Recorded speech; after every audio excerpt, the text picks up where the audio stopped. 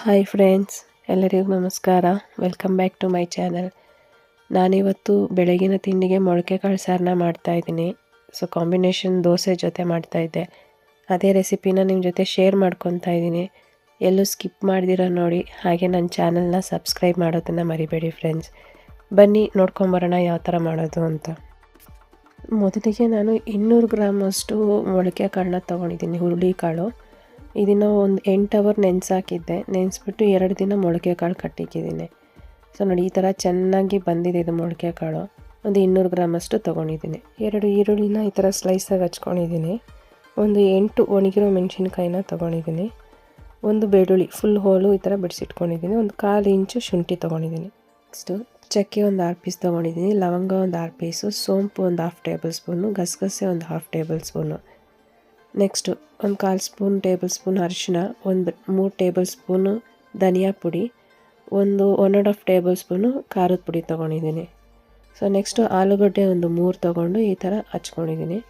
Next ಒಂದು 1/2 ಹೋಳು ತೆಂಗಿನಕಾಯಿ, 1-2 ಟೊಮೆಟೊ ಮತ್ತು ಕೊತ್ತಂಬರಿ ಸೊಪ್ಪು, ರುಚಿಗೆ ತಕ್ಕಷ್ಟು ಉಪ್ಪು.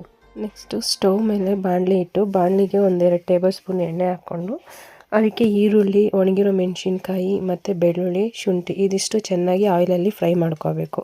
ಇವಾಗ ಈ ಥರ ಕೆಂಪಗಾಗಿದೆ. ಅದಕ್ಕೆ ಇವಾಗ ನಾವು ತೊಗೊಂಡಿರೋ ಮಸಾಲೆ ಅಂದರೆ ಚಕ್ಕೆ, ಲವಂಗ, ಸೋಂಪು, ಗಸಗಸೆ ಇದನ್ನು ಹಾಕಿ ಫ್ರೈ ಮಾಡ್ಕೋಬೇಕು.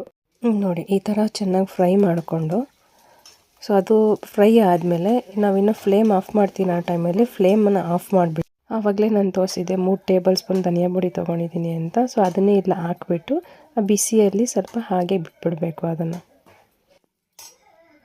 ನೆಕ್ಸ್ಟು ಒಂದು ಜಾರ್ಗೆ ತೆಂಗಿನಕಾಯಿ, ಟೊಮೆಟೊ, ಕೊತ್ತಂಬರಿ ಸೊಪ್ಪು ಇದಿಷ್ಟು ನಾನು ಆವಾಗಲೇ ತೋರಿಸಿದ್ದೆ ಎಷ್ಟೆಷ್ಟು ಪ್ರಮಾಣದಂತ. ಇದನ್ನು ಹಾಗೆ ಹಾಕ್ಕೊಂಡು ಮಸಾಲೆ ಏನು ರೆಡಿ ಮಾಡ್ಕೊಂಡಿದ್ವಿ ನೋಡಿ, ಈ ಮಸಾಲೆನೂ ಹಾಗೆ ಮಸಾಲೆ ಎಲ್ಲ ಹಾಕಾದ್ಮೇಲೆ ಅದಕ್ಕೇ ಸ್ವಲ್ಪ ನೀರು ಹಾಕ್ಕೊಂಡು ಗ್ರೈಂಡ್ ಮಾಡ್ಕೊಳ್ಳಿ ನೈಸ್. ಮಸಾಲೆ ರೆಡಿ ಆಗ್ತಾಯಿದೆ. ಸೊ ನೆಕ್ಸ್ಟು ಕುಕ್ಕರ್ ಇಟ್ಬಿಟ್ಟು ಸ್ಟವ್ ಮೇಲೆ ಒಂದು 3 ಟೇಬಲ್ ಸ್ಪೂನ್ ಎಣ್ಣೆ ಹಾಕಿ, ಕರಿಬೇವು ಹಾಕಿ, ಮತ್ತು ನಾನು ಮೊದಲೇ ತೋರಿಸಿದ್ನಲ್ಲ ಮೊಳಕೆ ಕಾಳು ಅದು, ಮತ್ತು ಆಲೂಗಡ್ಡೆ ಇದಿಷ್ಟು ಹಾಕಿ ಚೆನ್ನಾಗಿ ಆಯಿಲಲ್ಲೇ ಫ್ರೈ ಮಾಡಬೇಕು. ಸೊ ಈ ಥರ ಚೆನ್ನಾಗಿ ಆಯಿಲಲ್ಲಿ ಫ್ರೈ ಮಾಡಿದ್ಮೇಲೆ ಇದಕ್ಕೇ ನಾವು ಆವಾಗಲೇ ಮಸಾಲೆ ತೋರಿಸೋದ್ನೆಲ್ಲ ಖಾರದ ಪುಡಿ, ಅರಿಶಿನ ಪುಡಿ, ಸೊ ಇದನ್ನು ಇದಕ್ಕೆ ಹಾಕಿಬಿಟ್ಟು ಚೆನ್ನಾಗಿ ಆಯಿಲಲ್ಲೇ ಫ್ರೈ ಮಾಡ್ಕೊಳ್ಳಿ. ಈ ಥರ ಆಯಿಲಲ್ಲೇ ಫ್ರೈ ಆದಮೇಲೆ ನಾವೇನು ತೊಗೊಂಡಿದ್ವಿ ಮಸಾಲೆನ, ಈ ಮಸಾಲೆನ ಕೂಡ ಅದಕ್ಕೆ ಹಾಕಬೇಕು. ಅದೇ ಜಾರ್ಗೆ ಸ್ವಲ್ಪ ನೀರು ಹಾಕ್ಕೊಂಡು ಮತ್ತೆ ಅದಕ್ಕೆ ಹಾಕ್ಕೊಳ್ಳಿ. ಸೊ ನಿಮಗೆ ಎಷ್ಟು ಕನ್ಸಿಸ್ಟೆಂಟಿ ಬೇಕೋ ಆ ಥರ ನೀರು ಹಾಕ್ಕೊಂಡು ಉಪ್ಪು ಹಾಕ್ಕೋಬೇಕು. ನೆಕ್ಸ್ಟ್ ನಿಮ್ಗೆ ರುಚಿಗೆ ತಕ್ಕಷ್ಟು ಉಪ್ಪು ಎಷ್ಟು ಬೇಕೋ ಅಷ್ಟು ನೋಡ್ಕೊಂಡು ಹಾಕ್ಕೊಳ್ಳಿ. ನನಗೆ ಈ ಪ್ರಮಾಣದಲ್ಲಿ ಸಾಕಿತ್ತು ಗಟ್ಟಿ. ನೋಡಿ ಇಷ್ಟನ್ನು ಈ ಥರ ತೊಗೊಂಡಿದ್ದೀನಿ ಈ ಗಟ್ಟಿಯಲ್ಲಿ. ನಿಮ್ಗೆ ಯಾವ ಥರ ಬೇಕು, ನೀರಾಗಬೇಕಾ ಸ್ವಲ್ಪ ಗಟ್ಟಿಯಾಗಬೇಕಾ ಅಂದ್ಕೊಂಡು ಆ ಪ್ರಕಾರ ನೀರು ಹಾಕ್ಕೊಳ್ಳಿ. ಇವಾಗ ಕುಕ್ಕರ್ ಲಿಡ್ಡು ಕ್ಲೋಸ್ ಮಾಡಿಕೊಂಡು 2 ವಿಸಿಲ್ ಕೂಗಿಸ್ಕೊಳ್ಳಿ. ವಿಸಿಲ್ ಕೂಗ್ತಾ ಇದೆ. ಸೊ ರೆಡಿ ಆಗ್ತಾ ಇದೆ. ಫೈನಲಿ ಮೊಳಕೆ ಕಾಳು ಸಾರು ರೆಡಿಯಾಗಿದೆ. ನೋಡಿ ಈ ಥರ ಬಂದಿದೆ.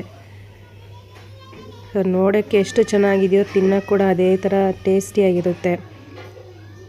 ಟ್ರೈ ಮಾಡಿ ನೀವು ಕೂಡ. ನಾನು ದೋಸೆ ಕಾಂಬಿನೇಷನ್ಗೆ ಮೊಳಕೆ ಕಾಳು ಸಾರನ್ನ ಮಾಡ್ಕೊಂಡಿದ್ದೆ.